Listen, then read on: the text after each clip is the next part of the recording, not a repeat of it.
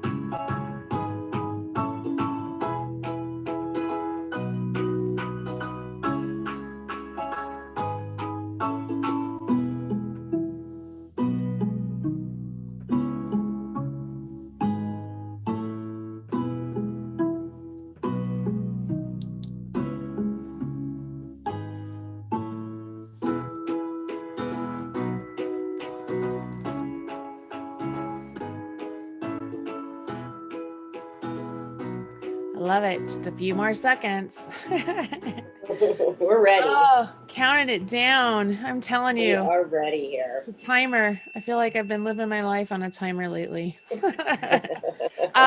So hello, everybody. We are coming to you live here on Thursday evening. I apologize that it's later in the evening than planned, but I had a track meet tonight. I literally just got home from the track meet, pulled in the driveway, came down here and got this started, which means that what I need to show you, the homework, is actually upstairs. So I'm gonna have to go and get it real quick because I left it upstairs.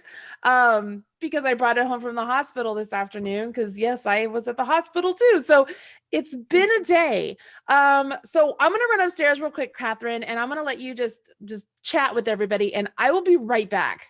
All right. Okay, no problem. I didn't get my 15 minutes I normally get with Mr. Timer. He's got 3 minutes. So give me just 1 second. All right. No problem. I don't mind chatting with everybody. So for those of you who don't know me yet, I'm Catherine.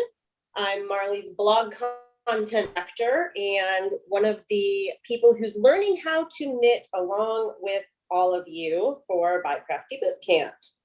So we're on week 3. Marley's about to show us the week 3 homework, which is learning how to purl stitch and how to, I apologize, I'm looking at our YouTube and I got distracted. So she's going to teach us how to purl stitch, and that will allow us to learn how to stockinette stitch. I have to confess, I'm not there yet. I am still on week 2's homework. I am still learning to garter stitch. I haven't learned purl stitch, even though we posted it yesterday.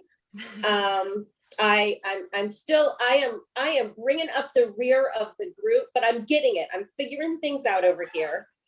One of the things I learned, two things that I learned this week. So one thing I learned is that, I guess I knew this about myself, but I'd kind of forgotten, which is that as much as I love all things art and all things craft, I am not a visual learner at all. So videos, tutorials, Marley does an amazing job. There's also other people who do amazing job. It's so confusing for me. So I have to watch a video like 15 times before I understand where stitches go. So part of why I'm slow is because I have to sit there and really look at the anatomy of each stitch over and over so that I can try to understand this. So that's one reason that I'm a little bit behind. The other was I actually went back and looked at some early crochet videos, like, you know, beginner, like how to chain and how to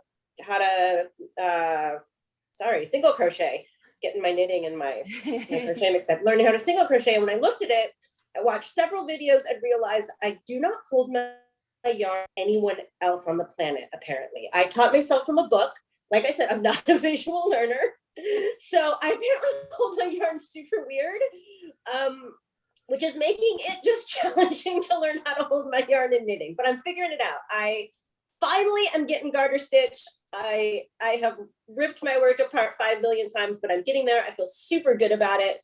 When I finally got it, I was like, yes, I'm getting it. I got this. I could do this. So I am, like I said, a little bit behind. I'm going to be learning purl stitch right now with you guys. And other than that, I'm enjoying playing with it. What else from this week? Oh, I did learn one other thing this week. I didn't learn it, but I noticed it, which was that, you know, I've been trying to pick up, okay, what do I know in crochet that's helping my knitting? And one of the things I noticed was, so I split the yarn a lot when I'm knitting. And I think that's just going to be, I have to learn how pointy a needle is compared to a hook.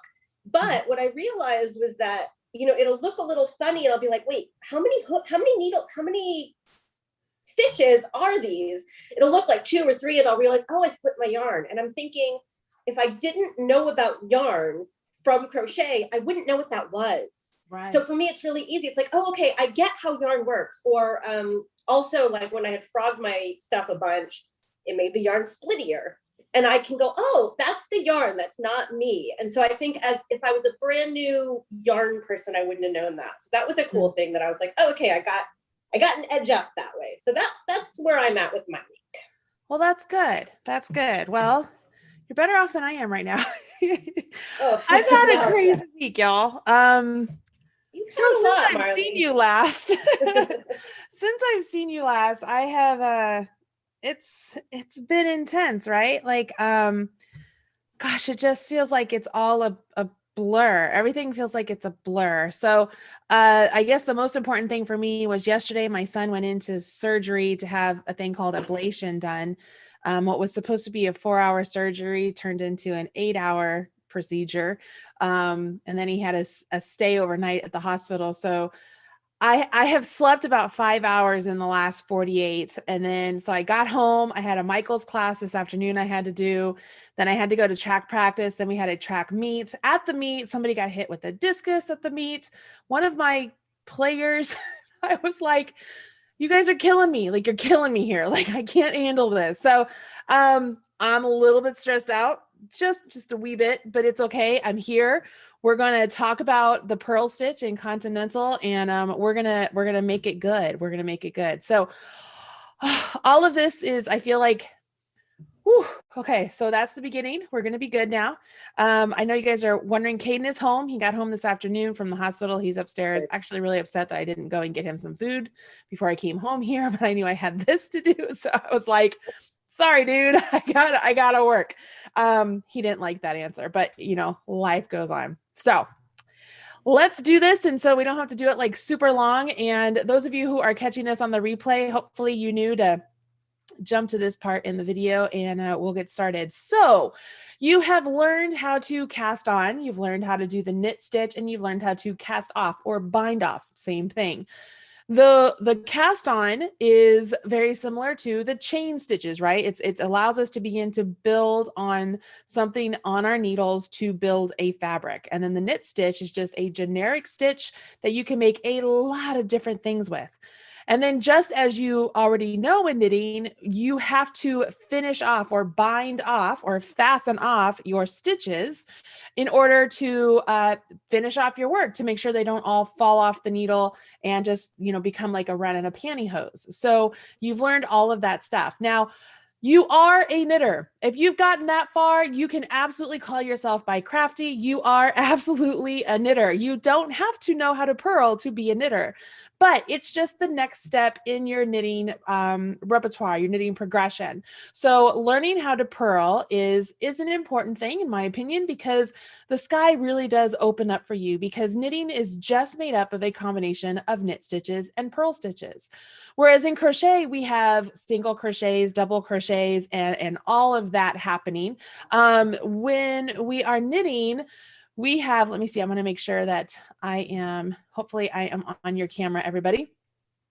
When we are knitting, our knit stitches and our purl stitches are both the same height. Okay, so our goal there is to make the height of our knit stitches and our purl stitches the same. So it's not like a single crochet and a double crochet, you know, stacked next to each other or made side by side, where we're going to get kind of a jagged fabric. Every single row that we work in knitting is all the same height. At least it's supposed to be, right? It's supposed to be. So that makes it very convenient in just learning these 2 stitches.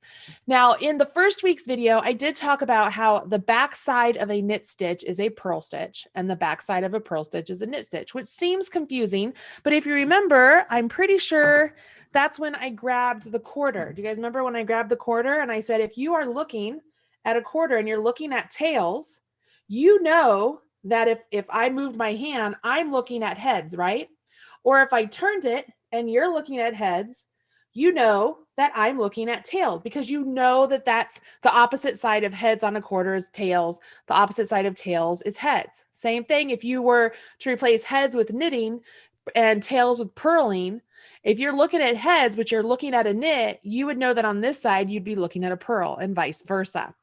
So when we create a purl stitch, we're really just recreating a knit stitch, but in a, I don't want to say backwards because there is backwards knitting, but we're just, let's put it this way. If I were looking at my work and I would be creating a purl stitch and you were sitting across the table from me looking at this way, to you, it would look like I was knitting, because it would look like I was creating a knit stitch. That makes sense. Yeah, it's just the way it would look, or vice versa. If I was knitting, to you, it would look like I was purling on your side.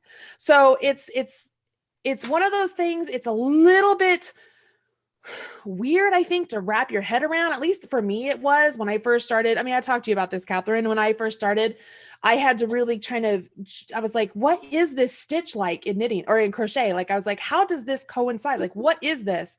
And I think you hit it on the head when you wrote the blog post. You were talking about the post stitches, a front post and a back post.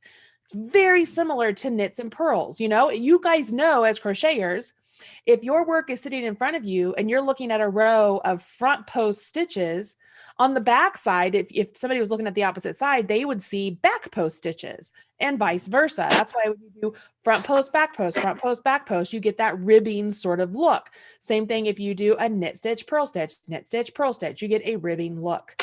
So it's very similar to that. And once I realized that helped me a lot with the purl identity. Now, so we've talked a lot about what the purl stitch is, and now creating a purl stitch as a continental knitter, it's important that we wrap the needle in a counterclockwise fashion. If we don't do that, our stitch is going to sit on our right hand needle. I'm going to say incorrectly. It's going to sit differently.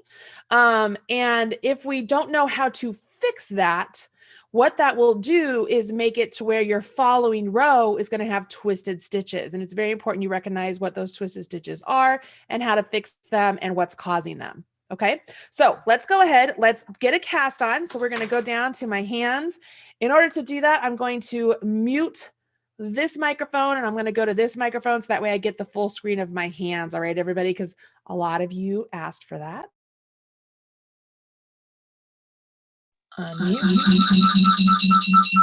And that's why. So hold on a minute. I got to make sure. I'm muted there, muted there. Hopefully this work. So I got to put headphones in. Let me put some headphones in. Are you guys seeing my hands? Are you seeing my hands? Sorry, I muted myself and forgot to take it off. I see your yarn and the cables, but I do not see there. Now I see your hands. Okay. Hold on a second. Yep. As I said, y'all, I was not home, so I was not 100% ready for this. That reminds me, actually, the whole muting myself reminded me. So I'm actually new to like all things video, including like Zoom calls, FaceTime. It's just not something I ever did before. So I'm learning as we go. And last week's live, a lot of people mentioned to me that there was a glare and they couldn't see me very well. So I just want to apologize to anyone who was having trouble with that. I'm figuring out my setup over here. I'm learning from Marley how to get set up to where I actually don't have a lot of extraneous noise because I mute myself appropriately, and I'm trying to figure out my setup with my light. So I'm going to get there. Right. The struggle is real, man. The struggle is real. I'm new to all this and yeah, figuring it out. And I think I was where everybody else was. And then COVID happened and people like really jumped on the Zoom thing and got so much better at it. And I fell behind. That's how I feel, man.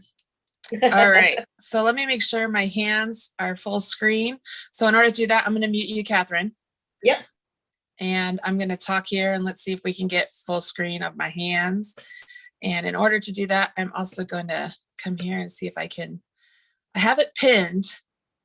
Now, so far, I still just see you, Catherine, still. So I'm going to make sure. All right, here we are. We're on my hands. So much. Okay, so I'm going to cast on some stitches and I'm going to use the long tail. You guys all know how to do this, so I'm not going to do it extra slow. Just going to put it on some needles. And I'm not doing like any particular pattern. There is a homework pattern, but for this, can you guys see those stitches? Are they too dark? I think they're too dark. I'm going to get lighter. They are a little dark. While you're doing that, I actually had a question. So we learned the long tail cast on and we learned the knit cast on. And I wondered when you made the mug rug pattern this week, you chose the long tail. And I just wondered if there's a reason or just doesn't matter. Yes. Do you want me to talk about it now? So I use the long tail cast on because it mimics a knit row. So when you turn your work and knit your first row, you get a nice rib right there, ridge. So it looks like you have a nice garter ridge. So it's a very nice transition to a garter ridge. Oh, that makes sense. Yep, that's why I chose it. All right, so let me get some long tail here. I'm just going to put on some stitches here and I'm going to knit a couple of rows. Now, the first thing, I think it's the first thing that I did make sure we have written on there was talking about how stockinette stitch, which by the way, is where you knit a full row and then you purl a full row. And that gives you this really nice sort of like sweater fabric. This is called stockinette. So this is garter ridges and this is stockinette. To create stockinette, you have to do a row of knitting and a row of purling if you're working flat.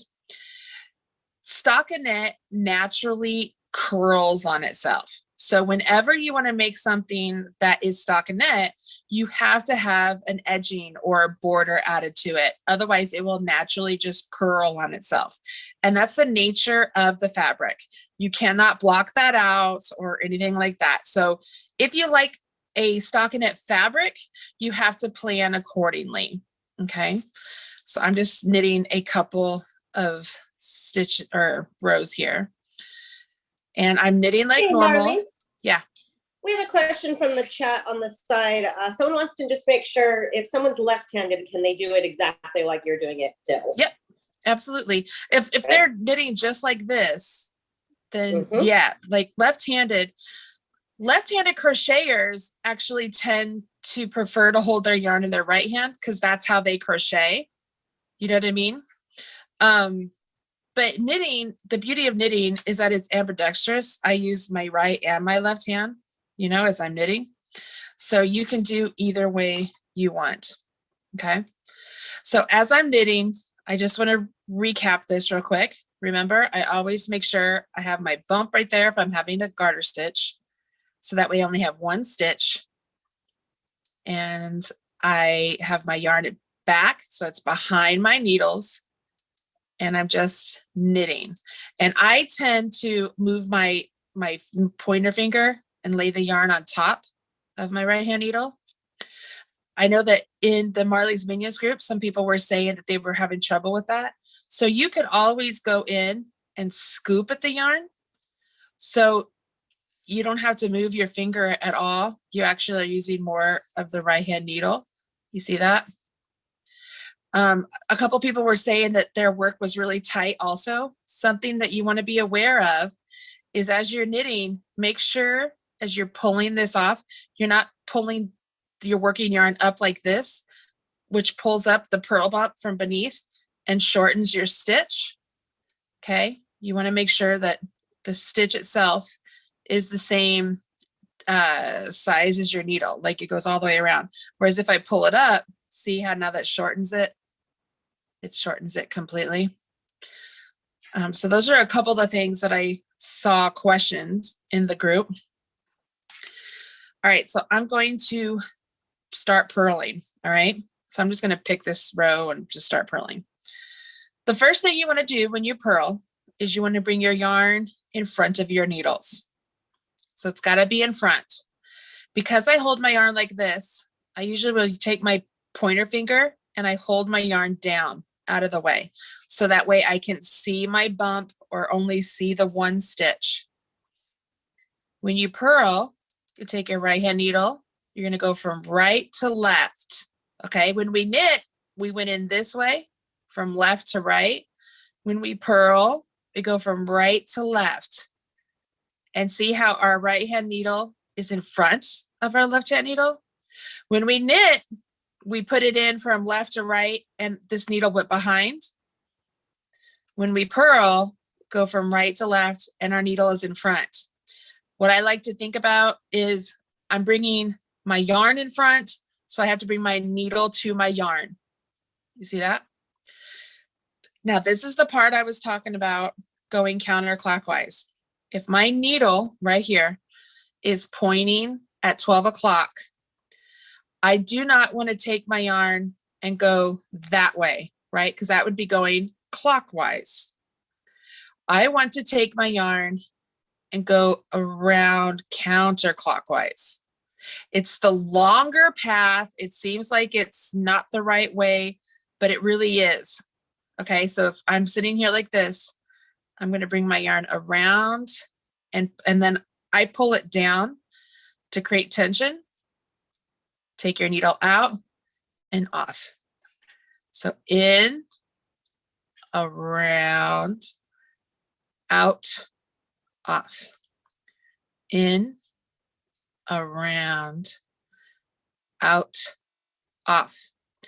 I'm going to tell you guys, this is one of those things that a lot of beginner continental and throwers struggle with. They struggle getting the tension on the purls. And I will even tell you, whenever I have to throw and purl, I really struggle with it. And for me, this only became easy the more I practiced it. And I create that tension when I pull my yarn down.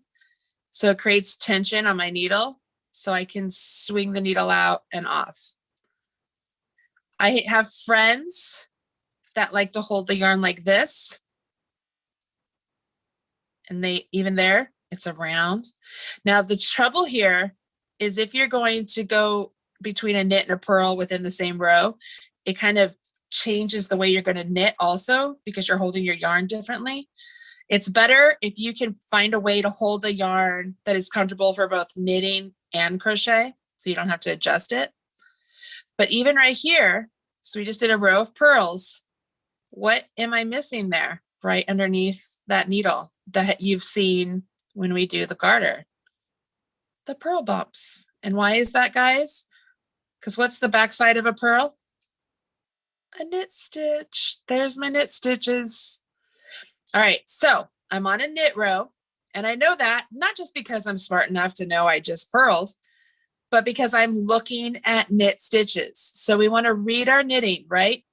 I'm looking at knit stitches, so I'm going to knit them. So I'm just knitting like normal. And what I want you to notice here is see how this stitch, this front leg here is ahead of that back leg. It's a subtle thing, all right? It's a subtle thing. But if I pull it down, see how that front leg, it's ahead of that back one there? Can you guys all see that? Can you see what I'm trying to show you? It's hard to show. Okay. If this was on my needle like this, you see how now the front leg is behind the back leg? Can you see that? Can you guys see that? Yes? Yeah, no? we can see it. You froze up for just a second there, but it looks Okay. like you're back now. You might want to do that again. Okay. So your stitches should be on your needle like this, where the front leg is ahead of the back leg. Okay. If your stitch is on your needle like this, where the front leg is behind the back leg, okay, that means you wrapped your yarn around your right hand needle when you purled clockwise instead of counterclockwise. So what happens here is if your stitches are resting like this and you went to purl it like you normally would, first off, it's going to fight you, right? Because this leg is behind this front one. This front one is like, hey, I'm stepping forward. I want to be knit. You're like, no, I'm supposed to knit you. So you come here and you fight with it. You're like, okay. So you get in it, you knit it, and you're like, yeah, all right, it's off. But I want you to notice something. You see how now the legs on the bottom are twisted? Like one leg is crossed over the other. It's like, oh, I'm super demure. Whereas over here, the two legs are separated, right? We want our legs separated, not crossed over. So if you have been purling, quote unquote, incorrectly, you will have twisted stitches if you don't correct them. So I'm going to unknit this. You guys know how to do that. I showed you how to do that last week. I unknit it. I'm looking at this. I can see the back leg is the one that wants to be knit. Now I can either take this off, twist it correctly, and put it back on my needle, and then go on knitting, right? So I'm going to do that. But let's say this one was wrong. Well, if you're like me, you might end up knitting at church, and you don't want to run the risk of dropping a stitch and possibly cursing, because FYI, God doesn't like that when you're in church. So you're like, okay, I don't want to pull that off. I don't want to make a mistake. What do I do? Well, if this back leg is forward because it wants to be knit, well, let's knit it. So you're just going to take your right hand needle and go into the center of the stitch. It's like you're knitting through the back leg, and you knit it off. It corrects the way the stitch is oriented, and it's no longer crossed. Okay. So if you have crossed stitches, is it wrong? No, it's called combination knitting. But if you're going to be a combination knitter, you have to knit through this back leg. And it's not just that. When you get to shaping, it adjusts all your shaping and stuff too. But if you came across stitches like this, where the back leg is forward and the front leg is back, you can fix it real easily by knitting through the back leg, which is helpful to know too, for those of you who like to rip out your work and put it back on your needles. You want to make sure you can recognize the orientation of the stitch once you put it back on your needle. Does all of that make sense? That all makes sense. Can you confirm, so you're knitting and you're purling, and I guess I maybe got a little lost, but are the legs the same position both ways? Yes. So here we are. So we're on the Okay. purl side.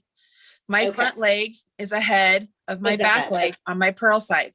If it was the opposite, I would purl through the back leg to correct it. All right. Got it. So here we go. I'm going to purl. So I'm doing stockinette. I'm looking at purl stitches, so I know I'm on a purl row. So I bring my yarn forward. I go in from right to left. Bring my yarn over top, come out and off. So here, over top and push it down, out, off.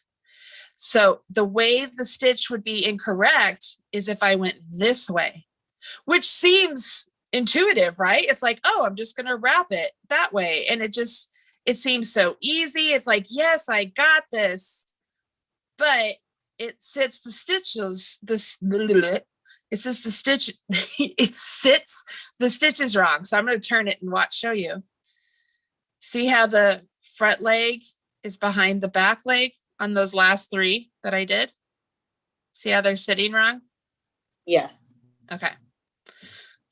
So that is a really, really, really common mistake that beginners will do. And they won't recognize it. Like they'll be like, oh, I'm doing stockinette and it looks great. And then a lot of experienced knitters will be like, oh, it looks like you're twisting your stitch. And then the beginners like, what do you mean? I'm purling. I'm doing it exactly the way I'm supposed to. But it's really, you're not. You have to go this way. And if you don't go that way, it's not wrong. It's just a different type. It's not continental. It's called combination, which is not a bad thing. It's just you have to make a lot of other compensations, changes to stitches because your stitches are seated on your needle differently on purpose. Does that make sense?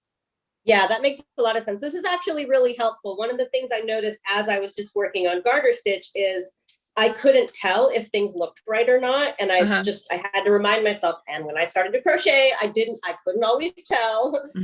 Like I didn't know if I was making mistakes or not, but this actually makes it a lot clearer for me. So hopefully for other people too. We have one question here from Adele, which is, she says, I keep practicing continental, but I still have trouble keeping the yarn from sliding down my finger. Do we have any tips? Gosh, I really don't. I would say just play around with how you're holding your yarn. That's the best tip I have. Did you guys see here? I came up to this and I immediately noticed that the back leg was forward. So I'm not one that I take it off to turn it. I will knit it through the back leg to fix it, and that fixes it.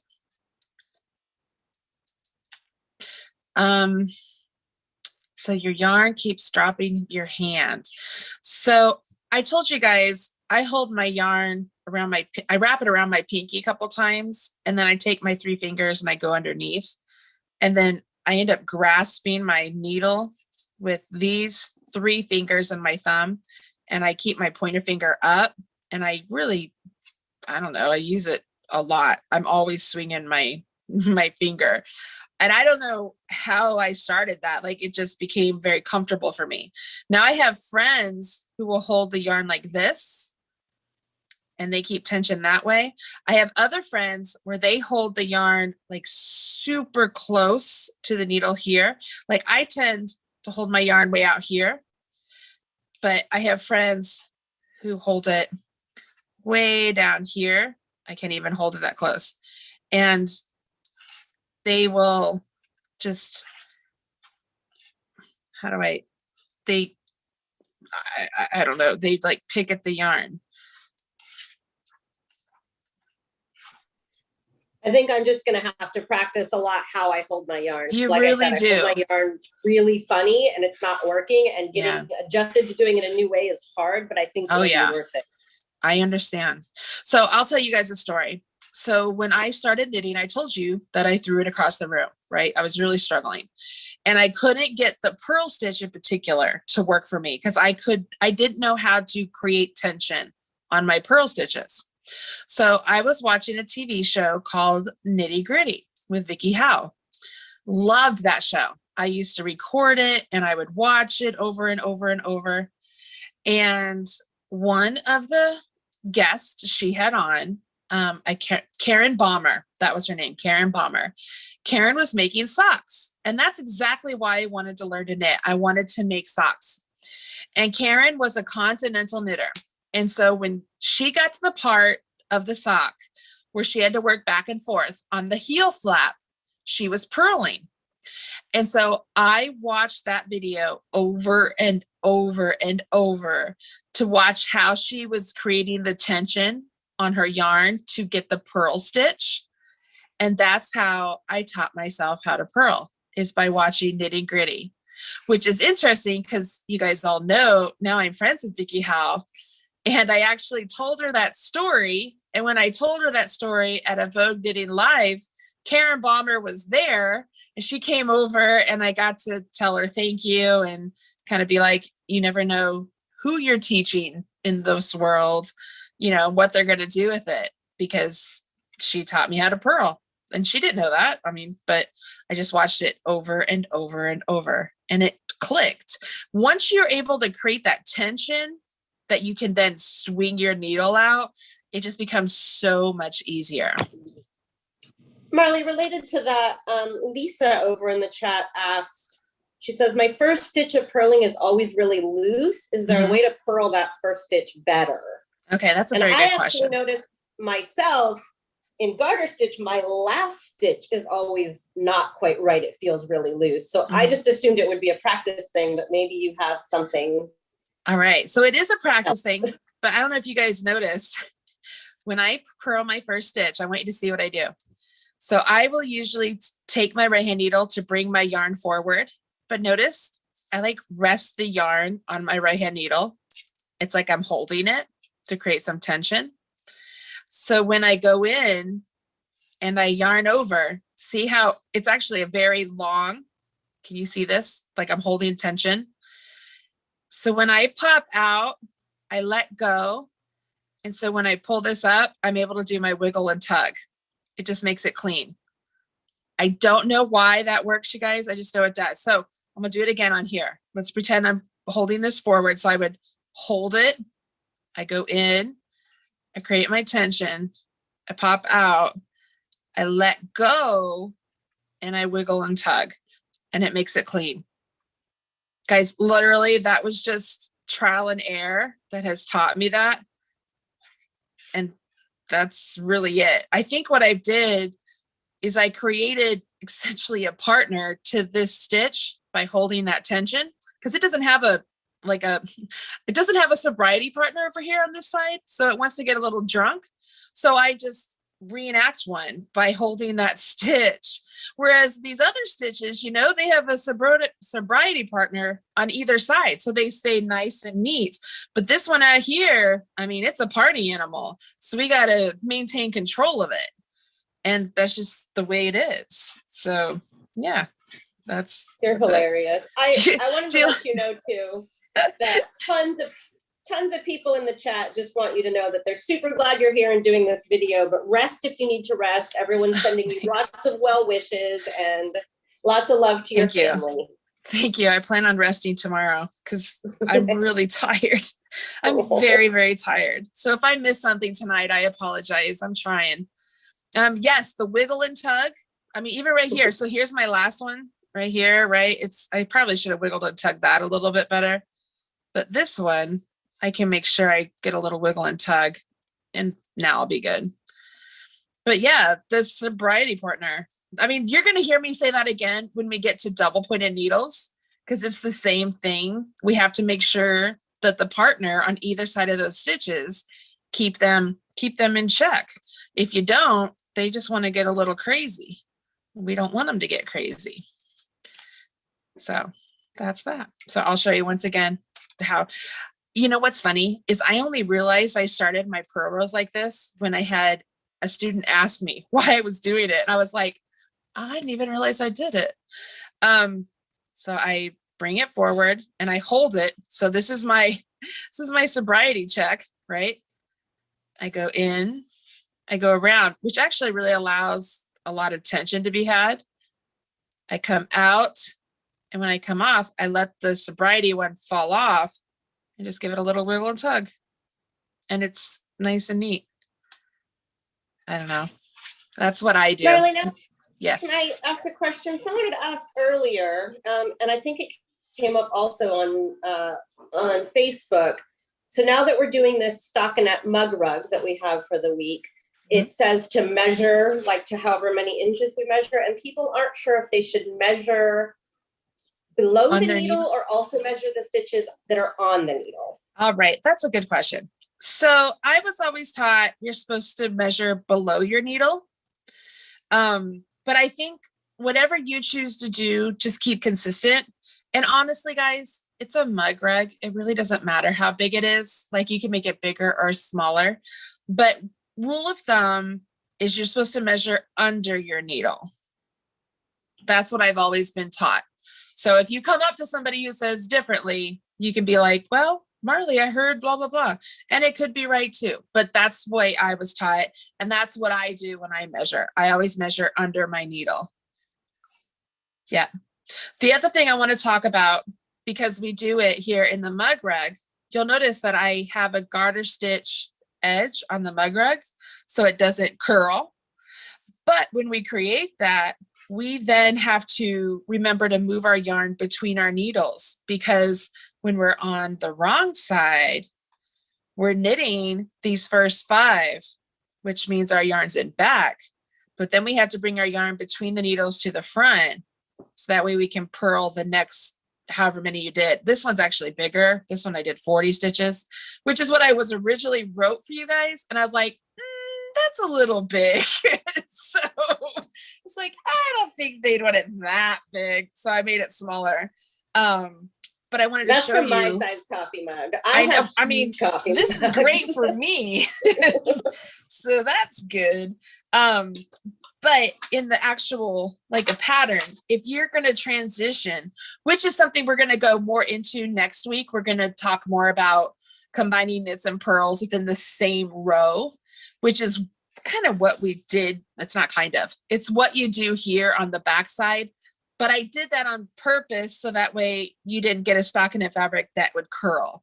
All right. So, and just so you guys know, like we're going to make several mug rugs with different stitches here in the center so that you get, again, that quick satisfaction project.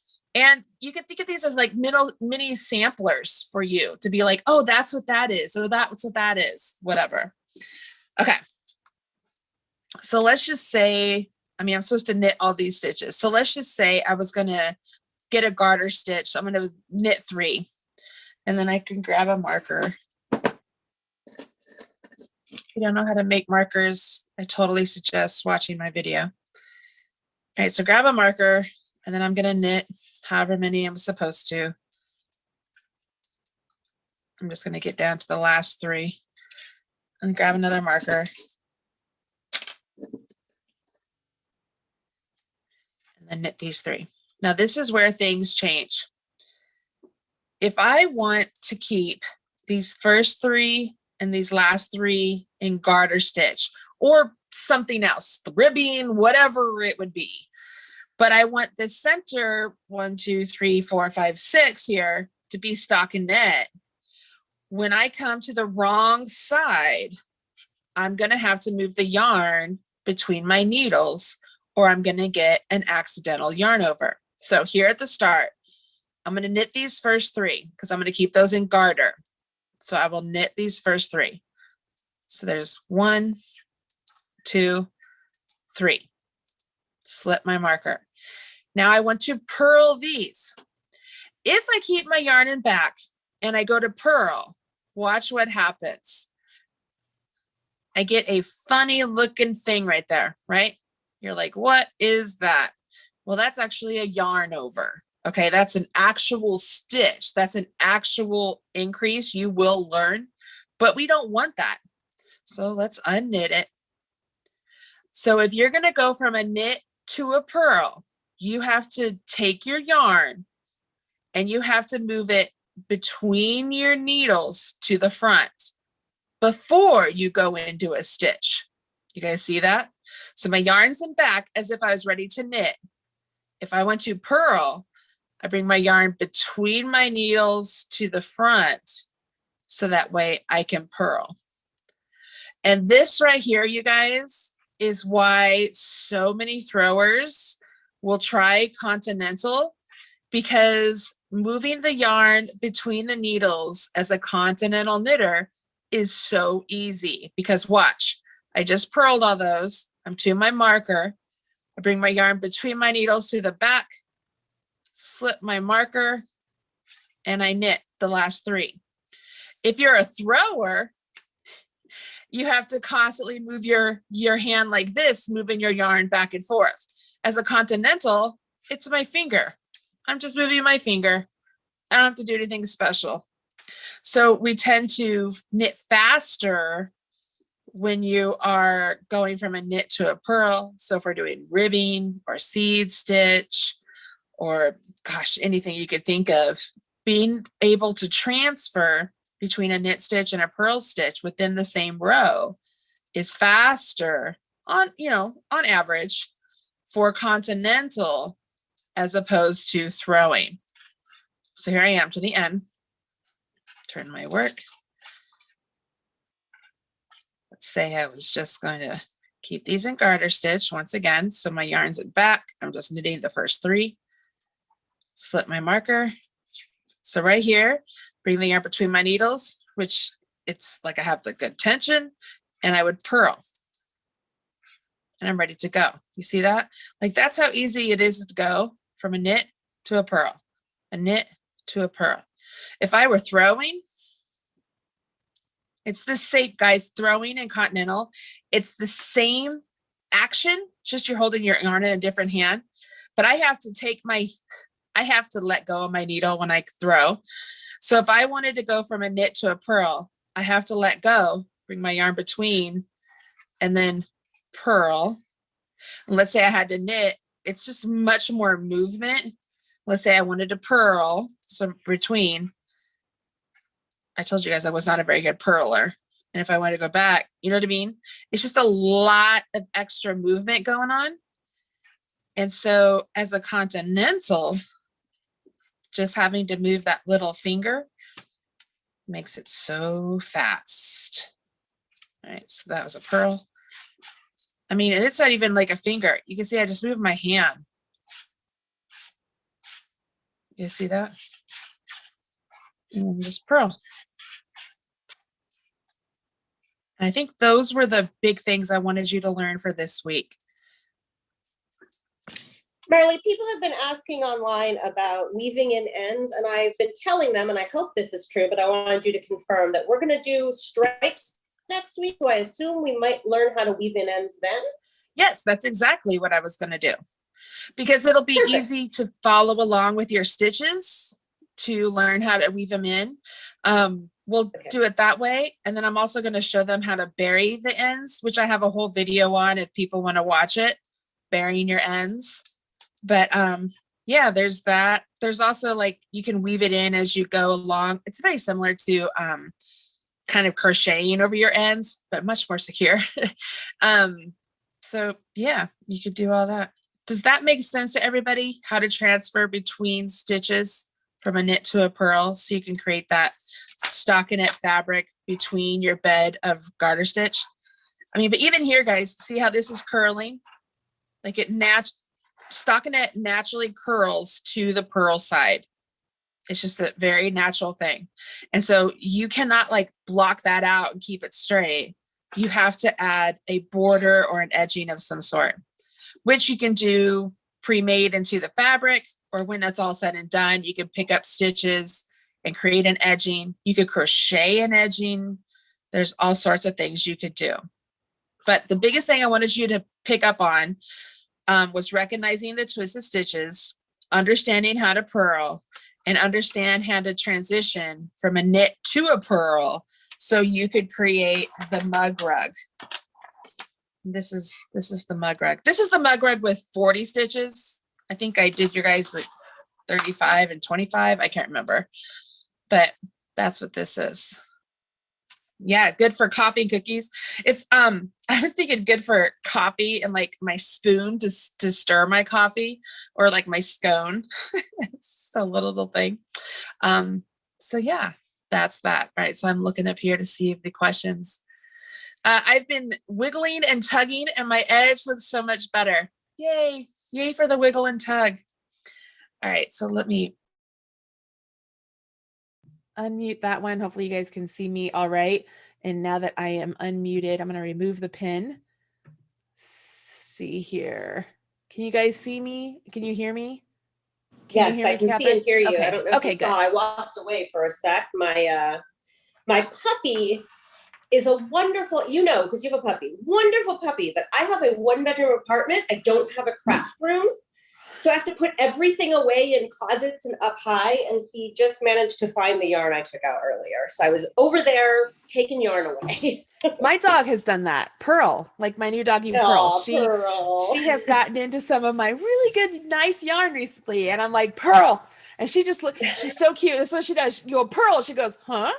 And you go, Pearl. She goes, huh? And so they have those eyes. She's awesome. You know what's interesting is I think she can tell that I'm overly stressed because she's really snuggly at night lately. Like she's not usually, she snuggles, but not like this. Like she is just right up in my business. Like she knows I'm not myself. So I think she knows I'm just emotionally just kind of on edge. So it's just fantastic. I wake up in the morning and I tell John, I'm like, I'm so grateful you got me this dog. Like, I mean, because it was a Christmas present, total surprise. And I'm so grateful for her because she's fantastic. So it's been nice. It's been nice.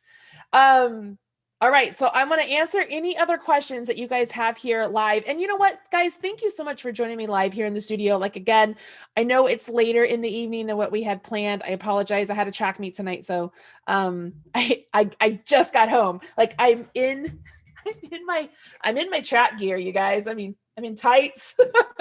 This is what you get. I had a hat on earlier. So I'm glad that my hair actually looks decent because it was cold. It was cold. Let's see here. Hi, Marley and friends. I'm a thrower and it's neat to learn the Continental method. Welcome, Christy. I love Continental. Continental is actually, like I said to you guys, it's what made knitting click for me. Throwing was foreign. It was different because I don't throw when I crochet, but when I was able to connect Continental to knitting, it made things so much easier. Thank you, ARH. Don't forget the thumbs up for Marley. Yes, please don't forget the thumbs up. That is very important for sure. Thank you. You look great, Marley. Thank you so much. I'm tired. So I'm excited to go upstairs and take a shower, kind of wash the day off and get into bed, brush my teeth and get into bed. Thank you so much, Marley and Catherine. Marley, get some rest. I will. I absolutely will. So here's the deal, y'all. If you have not followed along with the instructions, the written instructions, or you don't have the beginner, I think I called it the beginner knit mug rug pattern for Stockinette. I've put a link in the video description box right below this video. It's the link to week 3 of the BiCrafty Bootcamp. At the bottom of the post, that's where you're going to find the pattern for your homework. And you guys know, we've talked about this. It's so important that you practice. So doing that homework, and by the way, kudos to so many of you who finished your homework from week 1. Catherine, did you see all the wonderful posts of people who are like, Marley says I'm now BiCrafty because I made something. And they're like, it's not pretty, but I made it. And I'm like, that's all that matters. We all have to start somewhere, right? I not only saw them, I am one of them. That's so cute. Awesome. It's great. So many of you made those dishcloths. I'm so proud of you. That's fantastic. Now let's go ahead and make a mug rug. It's smaller than a dishcloth. It's actually going to go by pretty quickly. You'll be surprised.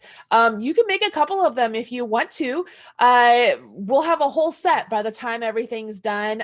We could even, I'm hoping to make like some coffee cozies and just some quick, easy projects, guys. I wanted to make sure you get some quick, easy, simple, great gratification things that you can be like, oh my gosh, look what I'm doing, and keep you excited. Like that's a very important aspect of all of this. So make sure you do your homework, do the wiggle and tug, try the purl at the beginning of the stitch like I do, like the beginning of your row. See if it works for you. I mean, I don't know, it works for me. create that sobriety partner for yourself. It works. Let's see here. Oh, Marianne, thank you. Marianne has taken classes from me before, and I always tell her when she fills out my class evaluation, she needs to write best teacher ever. So she always tells me best teacher ever. Makes me feel good. Thank you. Let's see here. Yes, I have a playlist for the BiCrafty videos. This is only the second BiCrafty video. So I will be continually adding these for sure. And let's see here. You're welcome, Rio de Janeiro. And week 1 it is available right here on YouTube. So here's a little note, you guys. If you're ever in doubt of any of my videos, if you go to the Marley Bird YouTube channel, so if you go to youtube.com/Marley Bird and you click the search button, it will search just the Marley Bird YouTube channel. And you could put in there BiCrafty Bootcamp and it'll come up with all the videos with BiCrafty Bootcamp that I've done. Okay.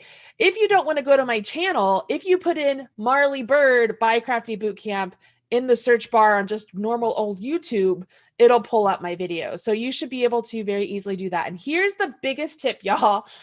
If you have not watched my Google hack video where you create your own Google folders with everything Marley Bird, where every time there's an event like this, you just put a link, like a bookmark link right into that folder of your Google Chrome toolbar. I think that's what it's called.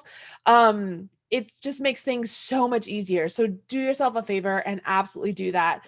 Don't forget to join the Marley's Minions Facebook group. So many of you are in there learning how to be BiCrafty and sharing with us. I love it. I know that we have some hashtags. Catherine, do you know what the hashtags are that we're having people share on Instagram? I think it was hashtag BiCrafty Bootcamp. I'm using BiCrafty Bootcamp, and I've seen about 100 posts using that. I think Chrissy actually made another one, and I don't know what it is off the top of my head. I know if you search BiCrafty, it's probably going to come up. But like, and it's yeah, BI, BiCrafty Bootcamp for sure. BiCrafty. BI. I know some people yes. BY, but BiCrafty. Let's see here. The wiggle and tug works. Everybody loves the wiggle and tug. I mean, who doesn't love a wiggle and tug, right? I mean, it's good. But it does. The wiggle and tug works, and you don't forget it. Like, that's the best part. Like, I know some of you might be like, oh my gosh, she's super corny, but you remember the stuff, right? That's the biggest thing, is I have learned through the years, if you say things in a funny sort of, quirky way, it helps you remember it, right? And so that's one of the best ways I know for myself I learn. So I try and do things that way. All right. So many of you are excited about the boot camp. I am thrilled. I'm thrilled to see you purling. What's great is this world, guys, this world of knitting is going to be opening up to you. And as we go along, Catherine is already sharing different patterns with you that if you wanted to try out, you could try, but she's going to keep doing that. Like, you're going to be like, holy moly, there's so many patterns available to you. Or when you walk into a Barnes and Noble, like, no longer are you just going to look at the crochet aisle, you're going to look at the knitting aisle, and it's like, oh my gosh. And you're going to see all the knitting tools and be like, I got to get all the tools. That's another thing, Catherine. Do you see how many people are upgrading their needles? I love seeing that. I love it. Yeah. And we have, we didn't show any today, but we have a lot more from our sponsors to show that we are going to be showing in our posts, which I'm really excited for some of the ones that we didn't get a chance to show yet. So that's going to be fun as we go on. I think next week I'm supposed to be showing, is it Prim? I can't remember. We have a whole list, but. We have a whole list. I think Christy and Chaogu sent us a ton of stuff. So I think we're going to do Chaogu for all of April. And then once May starts, we're going to show you everything Prim sent us. Okay, cool. So we'll start using Prim for those. And, but Chrissy mentioned Prim's a little bit more affordable than some of the other sponsors. So just obviously everyone's in different price brackets and you want to get the best that you can, but that's good too. So Prim might be a more affordable option, and we'll show those next month. Awesome. And I know that next month is where I want to try and transition people to working in the round, which will be great. Excuse me, because Prim has some really good double points, which help hold the needles, and it'll help make it easier for people to work the top of the hat and stuff. So we'll work on that a little bit, and that'll be good.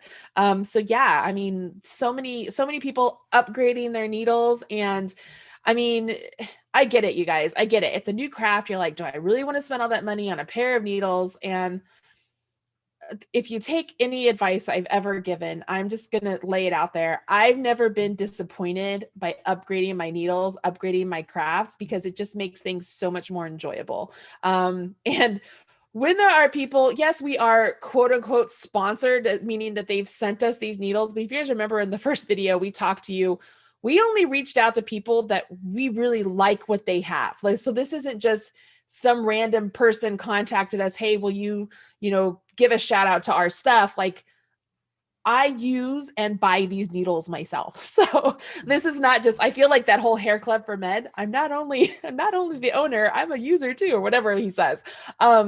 That's really how I feel. So if you want to splurge and try out some of these needles, I highly recommend it. For the most part, it usually helps people grasp onto their knitting better because the tools are just a little bit easier. Same thing if you're not allergic to wool, using a wool yarn, it makes things a little bit easier too than using a cotton or an acrylic yarn, because it has a little bit of give to it. So it makes the whole knitting experience more enjoyable. At least that's my opinion. Yeah, I think that's it. All right. Do you have anything else you want to add, Catherine? No, actually, I think that's it. That's it for this time. I'm excited I was trying to purl along with you. I'm going to have to watch the video like 10 more times. I didn't get anywhere with it, but I am slow and steady at this, and I'm going to get there. And I guess the last thing is I'm just having tons of fun. I love how excited people are.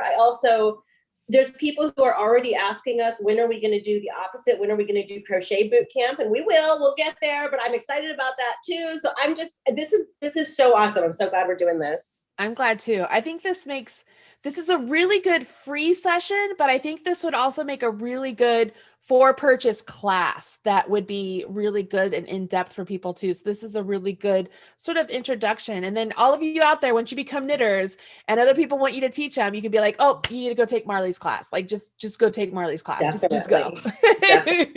That'll be good. All right, everybody. I was just telling someone. No, go ahead. I was just telling someone earlier that if we weren't doing this, I don't know when I would have learned to knit. So like, this is the way to do it for everybody. I love it. We're so lucky. Yeah. Just being handheld. It's good. And the support I think is awesome. I love it. All right, y'all. Yes. That's it from us. It's 10 o'clock here on the East Coast. I mean, Catherine, it's only 7 o'clock there. That must be nice. And can I just tell you, I've been looking at your Raisin Bran behind you this whole time. And now I'm like, I really want to go eat some Raisin Bran. Like, that just sounds really, really good. It is like, good. I might have it for a late dinner. That sounds really delicious. I'm not even joking. I'm going to go upstairs and have some Raisin Bran. Yeah, it's good. All right, everybody else, I hope you have a wonderful evening. Go do your homework. Don't forget to share with us, please. Smash the like button, guys. And don't forget to tell everybody about this. If you have other crocheter friends, other crochet groups that are like, oh, I just can't knit. I just don't know how to do it. Have them join us. Have them come join the fun, because it is fun. I like it. All right. Talk to you later, everybody. Good night, everyone. Bye, Catherine.